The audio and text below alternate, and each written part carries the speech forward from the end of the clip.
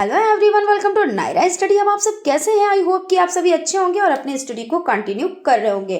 Friends, आज के video lecture में जो आपका सब्जेक्ट शांति शिक्षा एवं सतत विकास हो जाता है, उसके राजन सीरीज के अति लघुत्तरीय टाइप क्वेश्चंस की सीरीज को कंटिन्यू करेंगे। सो फ्रेंड्स, वीडियो को बिल्कुल भी स्किप ना कीजिएगा और वीडियो को लास्ट तक जरूर देखिएगा। तो चलते हैं आज की सीरीज का फर्स्ट नंबर क्वेश्चन देख लेते हैं। क्वेश्चन है, पुरुषार्थ चतुष्टय का क्या अर्थ है? पुरुषार्थ से तात्पर्य मानव के लक्ष्य या उद्देश्य से है। पुरुषार्थ पुरुष प्लस अर्थ, पुरुष का तात्पर्य विवेक संपन्न मनुष्य से है, अर्थात विवेकशील मनुष्यों के लक्ष्यों की प्राप्ति ही पुरुषार्थ है। प्राय मनुष्य के लिए वेदों में 4 पुरुषार्थों का नाम लिया गया है: धर्म, अर्थ, काम और मोक्ष। इसलिए इन्हें पुरुषार्थ चतुष्ट भी कहते हैं। उसके बाद आपका क्वेश्चन हो जाता है, राष्ट्रीय एकता की क्या आवश्यकता है? राष्ट्रीय एकता की आवश्यकता इसलिए है क्योंकि अभाव में हम पुनः दासतापूर्ण जीवन व्यतीत करने के लिए प्रतिबद्ध हो सकते हैं। अब देख लेते हैं, चरित्र निर्माण का क्या तात्पर्य है अथवा चरित्र निर्माण का अर्थ स्पष्ट कीजिए। चरित्र निर्माण मूल्यों और दृष्टिकोणों और परिणामी कार्यों का गहराई से आंतरिक पैटर्न है, जो अक्सर जीवन के पूर्व संज्ञानात्मक समय में प्राकृतिक और सामान्य शैक्षिक पैटर्न के माध्यम में स्थापित होते हैं, जो छोटे बच्चों के लिए उपयुक्त होते हैं। अब यहाँ पे हम इस तरह से भी समझ लेते हैं कि किसी व्यक्ति के विचार, इच्छाएं, आकांक्षाएं और आचरण जैसा होगा, उन्हीं के अनुरूप चरित्र का निर्माण भी होता है। क्योंकि क्या होता है, व्यक्ति में जैसी इच्छाएं होती हैं, आकांक्षाएं होती हैं और जैसा आचरण होता है, वैसा ही चरित्र होता है। उत्तम चरित्र जीवन को सही दिशा में प्रेरित करता है। उसके बाद क्वेश्चन आपका हो जाता है, मानवाधिकार शब्द से क्या आशय है? तो मानवाधिकार वे अधिकार है जो किसी भी व्यक्ति को जन्म के साथ ही मिल जाते हैं। दूसरे शब्दों में कहें तो किसी भी व्यक्ति के जीवन, स्वतंत्रता, समानता और प्रतिष्ठा का अधिकार ही मानवाधिकार है। सत्याग्रह से क्या तात्पर्य है? सत्याग्रह का मूल अर्थ है सत्य के प्रति आग्रह। सत्य आग्रह, सत्य को पकड़े रहना और इसके साथ अहिंसा को मानना। सहपाठी या साथी समूह की 2 विशेषताएं बताएं। तो सहपाठी, साथी समूह अपने साथी के प्रति जागरूक होना और साथी समूह में आपसी आदान प्रदान होना आवश्यक, यानी सहपाठी या साथी समूह जो साथ में पढ़ते हैं, है ना। व्यक्तित्व क्या है? एक व्यक्ति का व्यक्तित्व वह है जिसके आधार पर हम कह सकें कि किसी प्रदत्त परिस्थिति में वह व्यक्ति क्या करेगा।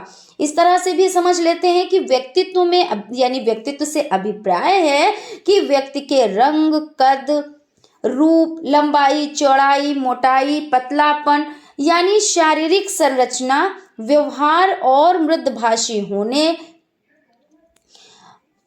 लग जाता है। ये समस्त गुण व्यक्ति के समस्त व्यवहार का दर्पण है, यानी मृदभाषी होने से लगाया जाता है। यहाँ पे ये चीज हो जाती है।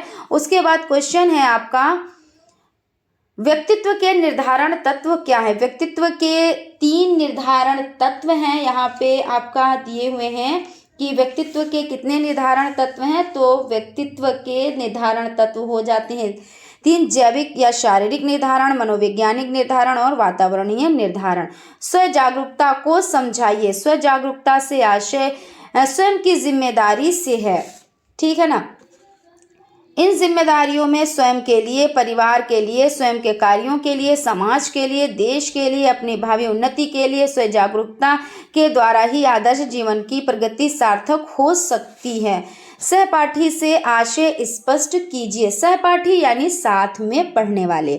सहपाठी से आशय ऐसे समूह से जिसमें 4-5 छात्र इकट्ठे रहते हैं। ये तो आप लोग सभी के साथ ऐसा हुआ है कि सब सहपाठी क्या होता है, जब एक ग्रुप बन जाता है 4 से 5 लोगों का, एक ग्रुप जो जैसे मिजाज के होते हैं, अपने अपने मिजाज के अकॉर्डिंग अपने एक ग्रुप बना लेते हैं, है ना।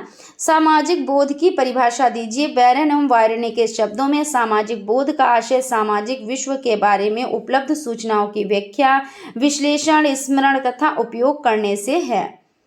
आक्रामकता की एक परिभाषा लिखिए। मायर्स ने आक्रामकता को परिभाषित करते हुए लिखा है कि आक्रामकता वह शारीरिक या मौखिक व्यवहार है जो किसी व्यक्ति को आघात पहुंचाने के उद्देश्य से किया जाता है। अब यहाँ पर हम इसे और भी दूसरे तरीके से समझ लेते हैं। आक्रामकता वो व्यवहार है जो जानबूझकर दूसरों को हानि क्षति पहुंचाने के उद्देश्य से किया जाता है। क्योंकि आक्रामकता क्या होता है कि हम जानबूझ के उसके साथ बुरा कर रहे हैं कि हम ऐसा कर देंगे, यानी जैसे कोई प्रगति की तरफ चल जा रहा है तो अगर उसने लाइन खींची तो आप अपनी लाइन बड़ी नहीं खींचेंगे, आप उसकी लाइन ही छोटी कर देंगे। अगर वो अपने कहते नहीं कि हर इंसान में एक टैलेंट होता है, तो जो टैलेंट होता है उस टैलेंट को वो अगर निखारना चाहता है तो उसी टैलेंट को वो कमज़ोर कर देंगे। अगर आप में आवाज़ से आपकी टैलेंट है तो आपकी आवाज़ को ख़राब कर देंगे। अब आपकी खूबसूरती की वजह से आप में जो टैलेंट है वो आपकी खूबसूरती को ख़राब कर देंगे, या आपकी पढ़ाई की वजह से आप में जो टैलेंट है तो वो कुछ ऐसा कर देंगे कि आपको पागल ही कर देंगे, जिसमें आप में वो टैलेंट ही ना रहे। तो ये सब क्या होता है, ये आक्रामकता होता है, और ये सब जानबूझकर ही किया जाता है, किसी के साथ बुरा कर देना, यानी वो आगे ना बढ़ पाए किसी सूरत में, है ना। तो ये सब चीज़ें हो जाती हैं। आक्रामकता के प्रकार बताएं, यहाँ पे आपका क्वेश्चन हो जाता है आक्रामकता के प्रकार बताएं। तो आक्रामकता के दो मुख्य विशिष्ट यानी प्रकार प्रचलित हैं। कौन कौन से? शारीरिक आक्रामक व्यवहार और मौखिक आक्रामक व्यवहार हो जाते हैं, ठीक है ना। उसके बाद क्वेश्चन है सहपाठी समूह के लाभ बताएं। सहपाठी समूह के निम्न लाभ है। सहपाठी समूह के सदस्यों में आत्मविश्वास बढ़ता है, ये आत्मनिर्भर होना सीखते हैं, सहयोग की भावना पनपती है, इनमें हम की भावना पाई जाती है, सहपाठी समूह में इकट्ठे रहने की कला का विकास होता है। नैतिकता के क्षेत्र क्या हैं? तो यहाँ पे देख लेते हैं नैतिकता के क्षेत्र क्या हैं। व्यक्ति, परिवार, स्कूल, समाज, ये नैतिकता के क्षेत्र हो जाते हैं। नैतिकता क्या है? नीति के अनुसार व्यवहार करना क्या कहलाता है? तो नैतिकता कहलाता है।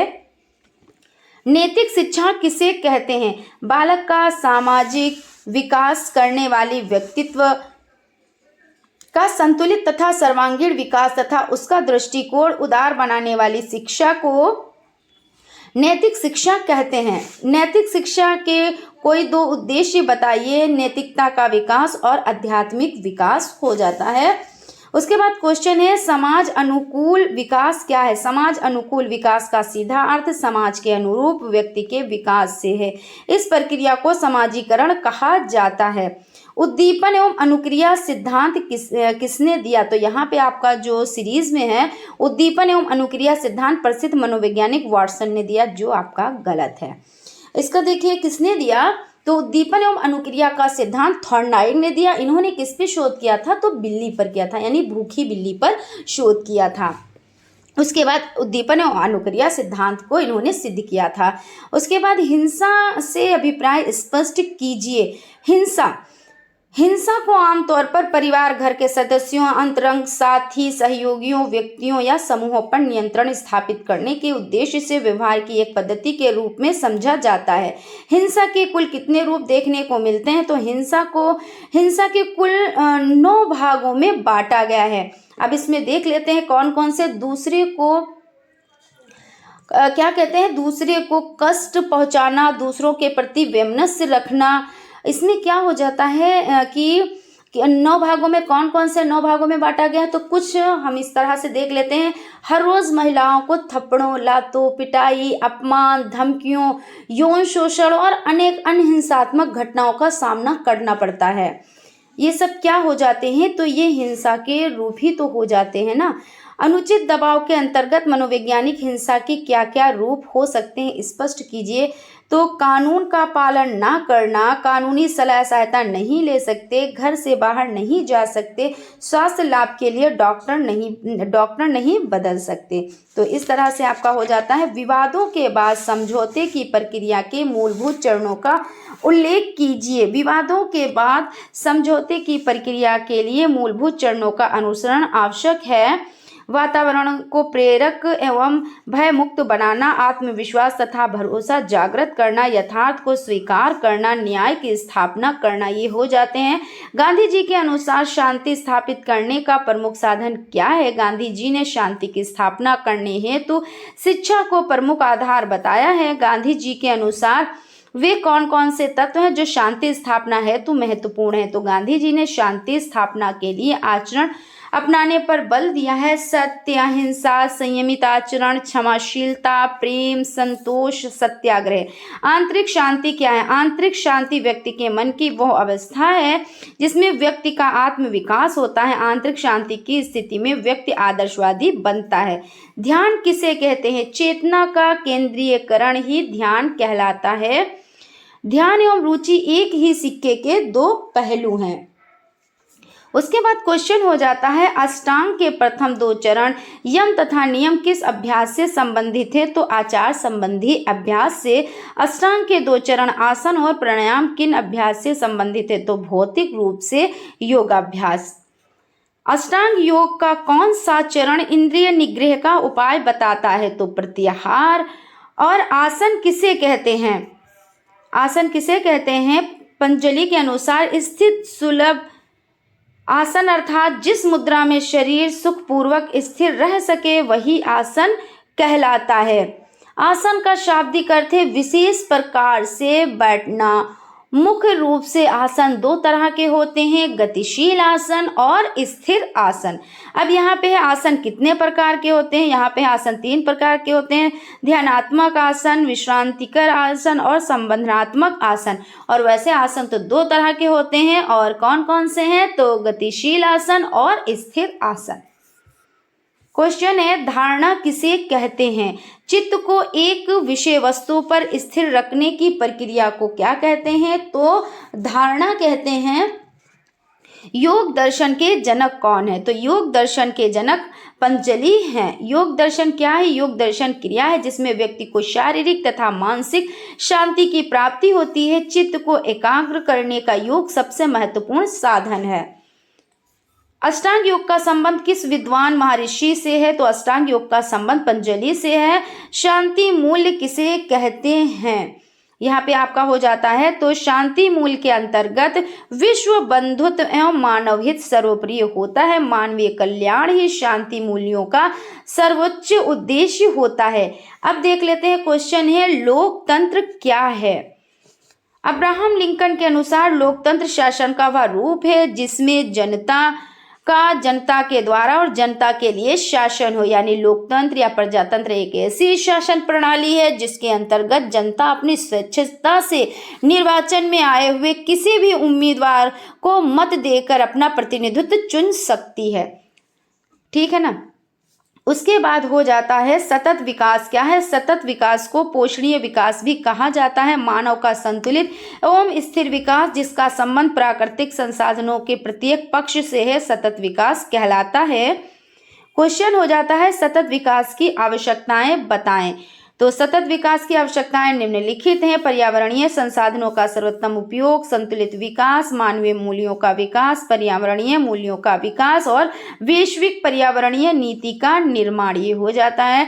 प्राणायाम किसे कहते हैं? प्राणायाम से क्या अभिप्राय है? लिखिए।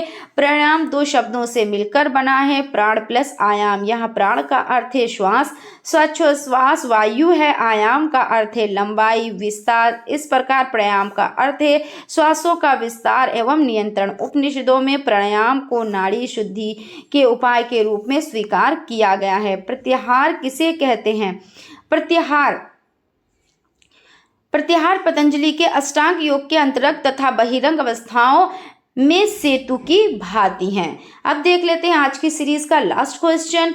शांति शिक्षा में मूल्य का क्या तात्पर्य है? तो मूल्य का तात्पर्य उन लक्ष्यों, विश्वासों, विचारों एवं सूक्ष्म तत्वों से है जो जीवन को सार्थक बनाने में सहयोग देते हैं। शांति शिक्षा में मूल्यों का विशेष महत्व है।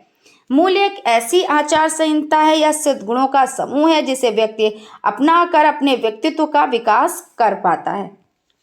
तो इस तरह से आपका ये सेशन कंप्लीट हो जाता है। आई होप आप लोगों को सेशन अच्छा लगा होगा। अगर सेशन अच्छा लगा है तो प्लीज़ एक लाइक ज़रूर करें, और अगर अभी तक आप लोगों ने चैनल को सब्सक्राइब नहीं किया है तो प्लीज़ सब्सक्राइब कर लें और बेल आइकन को भी ज़रूर प्रेस कर लें जिससे कोई भी नोटिफिकेशन हो वो आप तक पहुंच सके। Thank you.